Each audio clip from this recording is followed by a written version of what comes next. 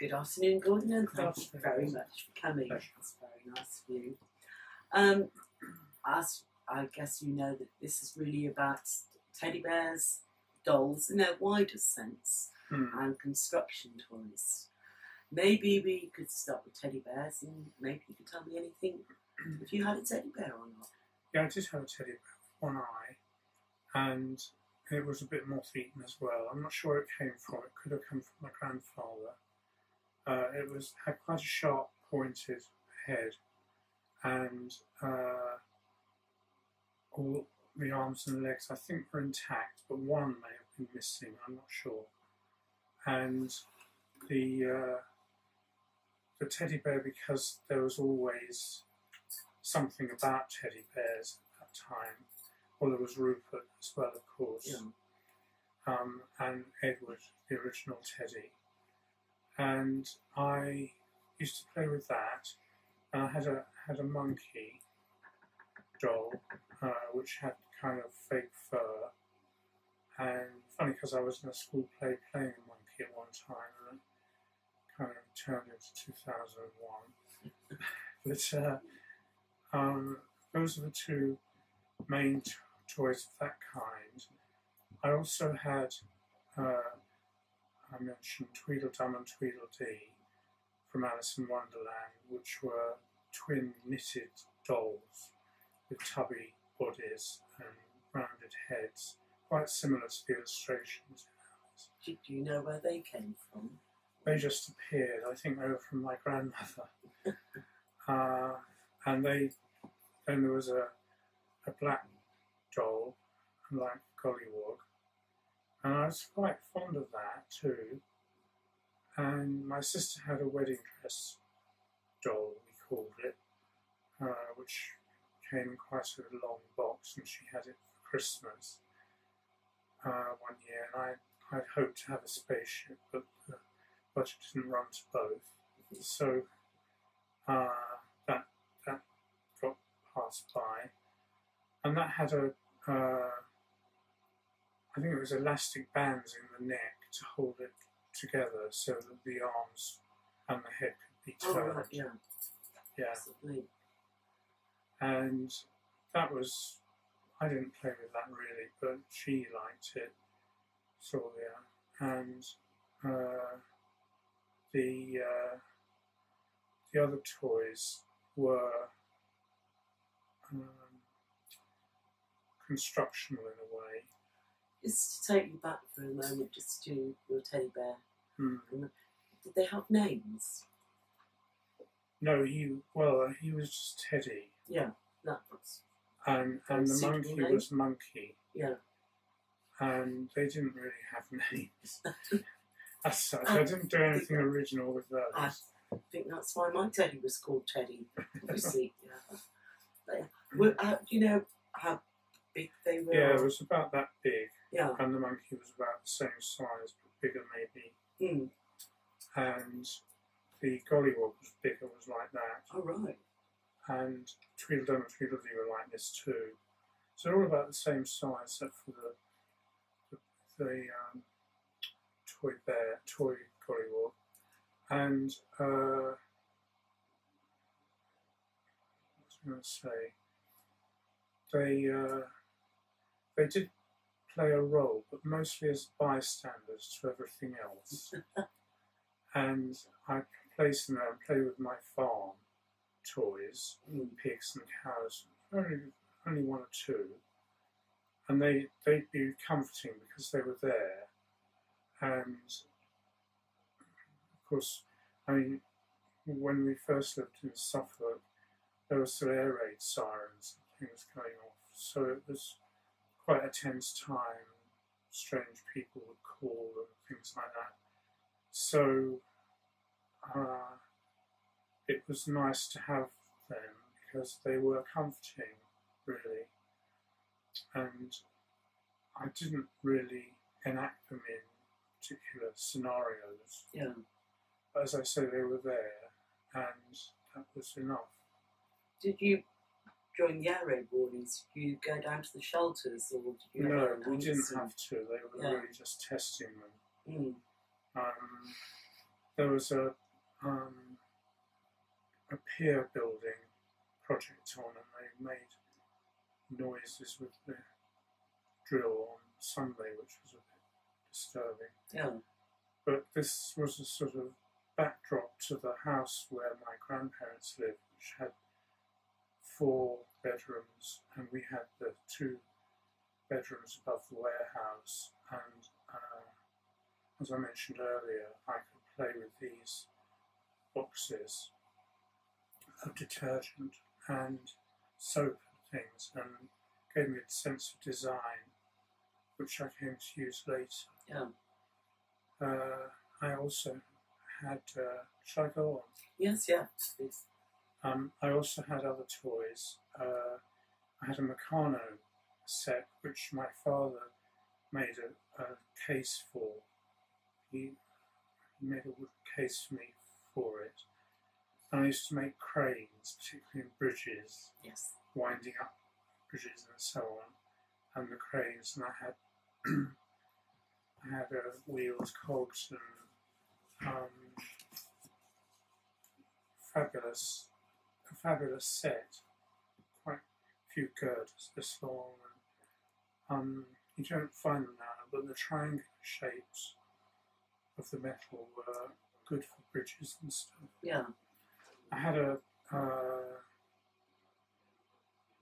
60mm projector, which because he's an engineer, he built a transformer for, so we didn't have to pay for batteries.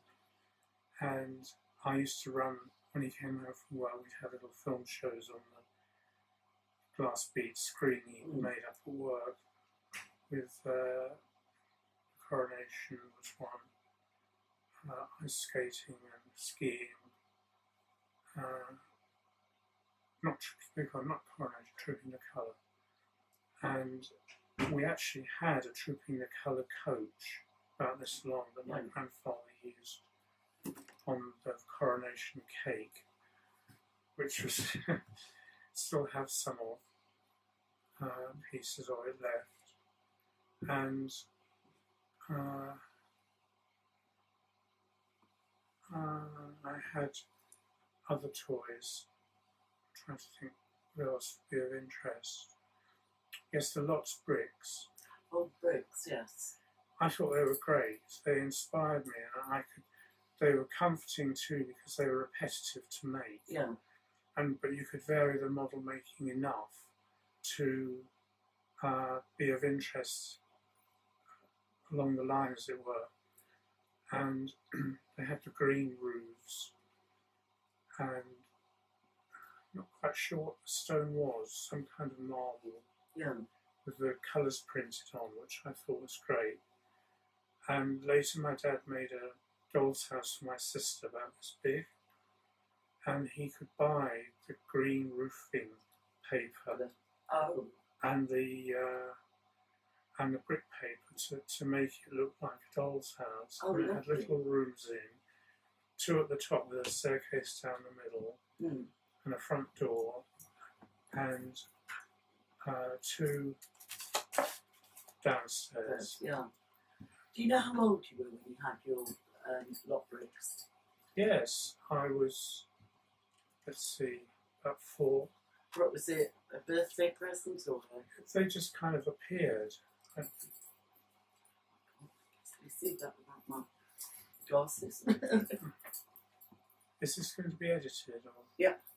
Oh yes, don't worry about that. So you were at 4, did you say? They just appeared as... They may well have been a Christmas present. Yeah. We had, Christmas was quite an exciting time. We eventually had some electric tree lights. All right. And he always bought in a real live tree.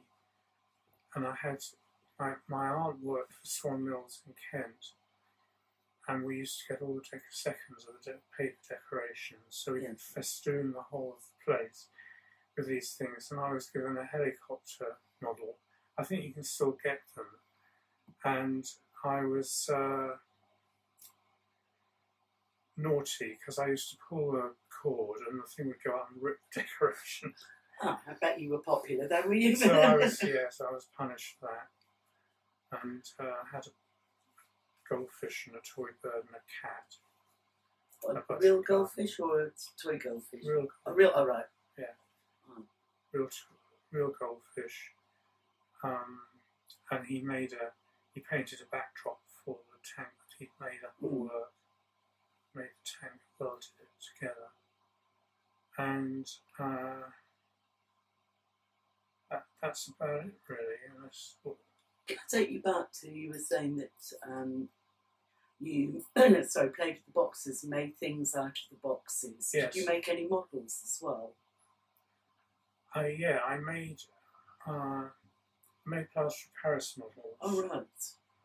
And rubber molds, which I used to buy with my pocket money. I used to have to help my grandfather get paraffin from his tanks at the back. So he used to give me pocket money for doing that.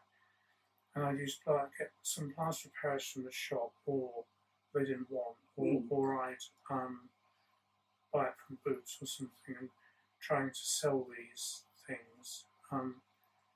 And I used to paint them, and I had a soldier, and I used to spray flock onto its head for a busby, and all this stuff. Paint little cottages and duck, and mallard. And then I made,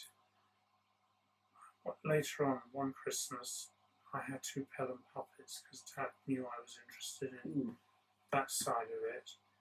And they were 2, and I put them together and made some outfits for them. And this came from an interest in a book called The Suitcase Theatre I was given. And also I learnt a lot of conjuring tricks. I used to put on shows of those. And I had... Who did you put the shows on for? Your family? Or? My family, mostly. Yeah. That was after we moved. I took the book on conjuring with me, and I read about Houdini and all these guys. And I had a set of conjuring, David Nixon it was called, and I had... they were like the trick with the cups and the little pellets that you moved them all around so people didn't know. And then there was the bendy magic wand, which was this, and the paper wallet, which would disappear. They're all standard things. And my favourite was the tubes that interlocked, and you could pull out streamers and silk scarves and stuff out of them. And that was apart from that, the puppet theatre, and I painted the scenery for it, and never actually put on a show with that. But I actually did eventually produce the proscenium, which was a huge thing. How old were you when you were doing this? Do you remember? When I did the conjuring, I was about 10. Yeah. And then later with puppets, 12-ish, 11. And when you were making the plaster models? I gave that up, and I stopped doing that when I moved.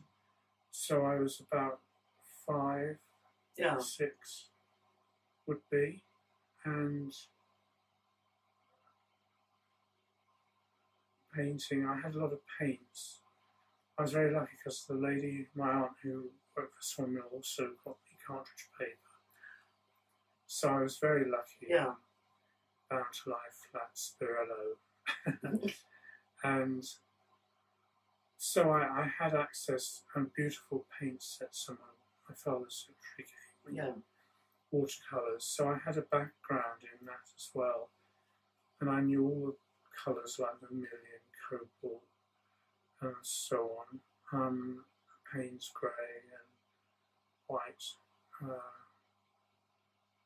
What was the white? I can't remember. I was quite interested in art Yeah. at that time, and I did quite a few paintings. With the film, the art, and the cinema, quite into Disney at the time for Peter Pan and stuff. I got my interest in animation from flipper books and things. Yes. And eventually I ended up at Royal College of Art doing this. One moment. Your microphone's just fallen off. Has We're it? doing really well here today, aren't we? I didn't notice that. No. How long's it been off? No, it just fell off now. Okay. That's right, it hasn't been off long. Is this what you want? Is that okay? Mm-hmm. That's fine, yeah. Without all the technical hitches, we'd be Well, doing a really good yeah, job here. All right. Hold on. Okay. Let's just check that's going again. Yes, I think so. Could you just say hello to me? Speech testing, 1, 2. That's fine. Testing. Well done. Right, sorry about that. Right, That's where okay. were we? We were somewhere in the middle of my 5-year childhood. It's still true. Your childhood lasts a lot longer than that. Yes, did.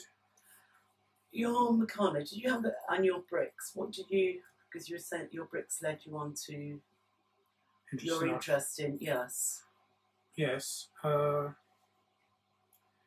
It was partly the feeling behind them when they'd been made into a house. Mm.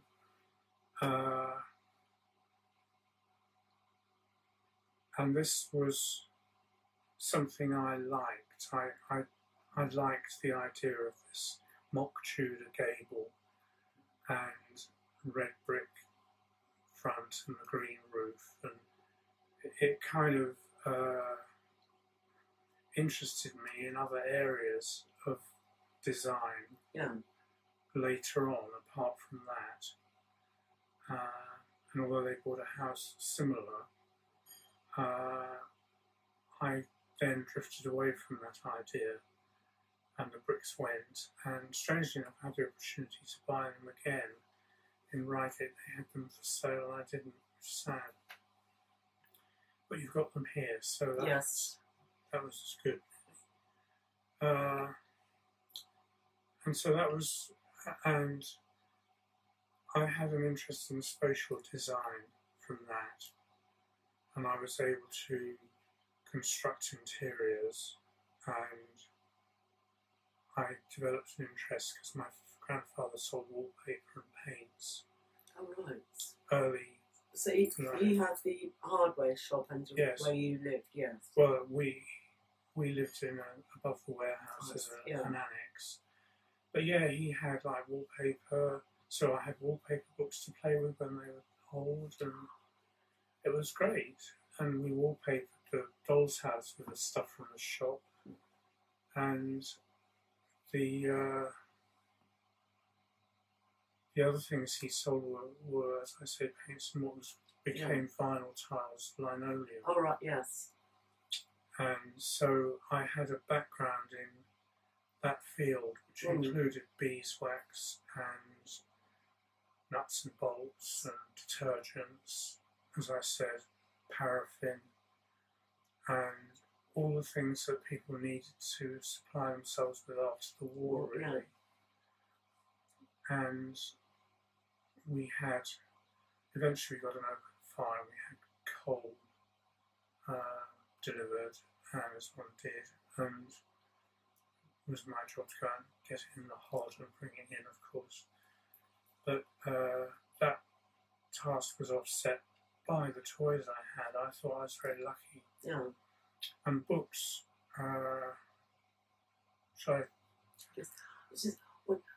Your sister, is she older or is she younger? So my sister, she's 3 years younger than me. She was an infant school teacher, head of school. Oh, right. In a private school, and she lives in Nutfield. And she's now a governor, school governor. Like me, I live on voluntary work. So, well, I think that's what I'm pretty sure. So, yeah, she didn't have my problems mentally, because I had slipped on some rocks when I was about 3, and I never had any treatment. Yeah. And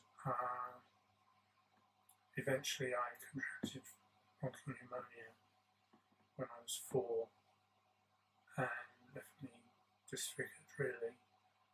But apart from that, I've done quite well. She went from strength to strength, and when we were both at college in London, we used to visit each other. Yeah. I went to University of Westminster, and she was in Roehampton College there. Teacher training, I guess. Yes. Yeah. I did communication studies. I wrote the history of animation and Eastern Edgar Allan Poe. It was great because they had TV production, and I was able to apply stuff I'd done in set design to that. Yeah. And eventually I majored in journalism here in Brighton, and took off from there really. Just finished helping promote a book, 2 books, 3 books, plus Chris Ellis's, and one called Rethreading My Life, which is the story, it's like a requiem of her late husband. Oh, right. Which is good. And this one, Byron Worksheets and the 3 Kings. So I became Christian back in the 70s. With respect to other things, I'm not sure what else to tell you. One question I'd like to ask you. Yes. It's a little bit like Desert Island Discs, but if the seas came racing in, which of your toys would you have saved? Well, Teddy Bear immediately came to mind, actually. Yeah? Which of my toys? Probably the Meccano outfit. Teddy and Meccano, or? Oh, Teddy and Meccano. Can I have 2? No, I guess so. Which one, if you really had to choose, you just... Well, I choose the Meccano because it's more constructive. I mean, Teddies are great, but my former wife loved teddy bears. She had a big collection, actually.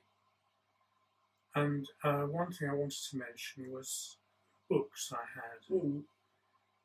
Well, apart from Rupert, which I really adored, I used to get those for Christmas, of course, in the stocking. Beano and Dandy books, the Eagle Annual, a book of science fiction stories and rocket development stories, Noddy. I always wanted to paint the frontispiece on my wall. It was a matter of patience, really, and I